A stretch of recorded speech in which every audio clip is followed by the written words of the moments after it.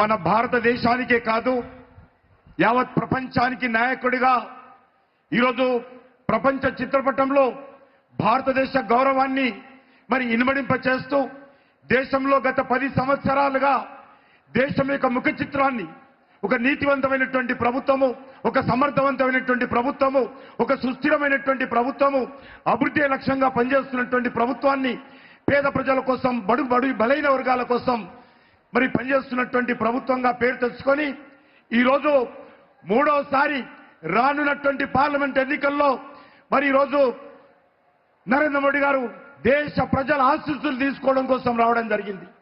ముఖ్యంగా ఆదిలాబాద్ పార్లమెంట్ నియోజకవర్గానికి సంబంధించినటువంటి ప్రజలకు కూడా హృదయపూర్వకంగా ధన్యవాదాలు తెలియజేస్తా ఉన్నాను. గతంలో కూడా ఇక్కడ నుంచి పార్లమెంట్ సభ్యుడిని గెలిపించడం జరిగింది. ఈసారి నరేంద్ర మోడీ గారు మరి మూడోసారి దేశ ప్రధానమంత్రిగా ఈ యొక్క అన్ని వర్గాల ప్రజల ఆశీస్సులు అందజేసి ఆయనను మనం ఆశీర్వదించాల్సిన అవసరం ఉంది. అందుకే నరేంద్ర మోడీ గారు ఈరోజు విజయ సంకల్ప యాత్ర పేరుతో మన తెలంగాణలో జరుగుతున్నటువంటి కార్యక్రమంలో భాగంగా ఈరోజు హైదరాబాద్ ప్రజల ఆశీస్సుల కోసం నరేంద్ర మోడీ గారు వచ్చారు. కాబట్టి మనందరం కూడా వారికి హృదయపూర్వకంగా స్వాగతం పలికి రానున్నటువంటి ఎన్నికల్లో భారతీయ జనతా పార్టీని మరి ఈ యొక్క తెలంగాణ రాష్ట్రం నుంచి 17కు 17 సీట్లు గెలిపించాల్సిందిగా నేను ఈ సందర్భంగా కోరుకుంటూ హైదరాబాద్ లో మరి ఉన్నటువంటి ఎంఐఎం సీటును కూడా ఓడించి ఈరోజు భారతీయ జనతా పార్టీ జెండా ఎంఐఎం సీట్లో కూడా గెలిపించాల్సినటువంటి అవసరం ఉందని మనం చేస్తున్నాను. ఈ రాష్ట్రంలో బీఆర్ఎస్ పార్టీ భవిష్యత్తు లేదు, కేసీఆర్ భవిష్యత్తు లేదు. కేసీఆర్ పార్టీ నిన్నటి పార్టీ, కేసీఆర్ పార్టీకి రేపనేది లేదు. ఎందుకంటే 10 సంవత్సరాలుగా కేసీఆర్ కుటుంబ పాలన తెలంగాణ ప్రజల మీద వృద్ధి చేసినటువంటి నిర్వాకము, అవినీతి, అహంకార పూరితమైనటువంటి నియంత్రిత ప్రభుత్వం మనం చూశాము.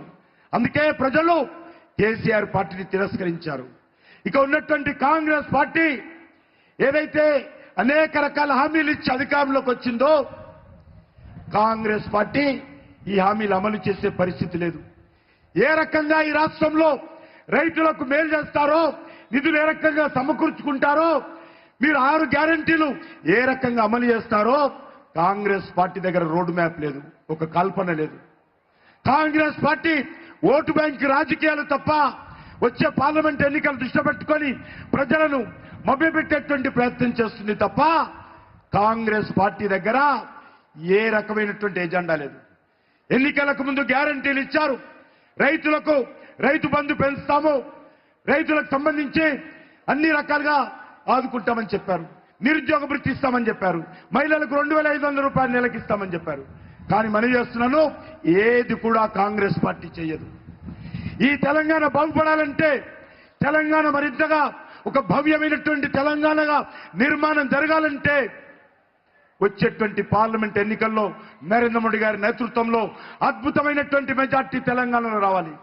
ఈ యొక్క ఆదిలాబాద్ పార్లమెంట్ లో కూడా అద్భుతమైనటువంటి మెజార్టీతో మన భారతీయ జనతా పార్టీ అభ్యర్థి గెలవాలి.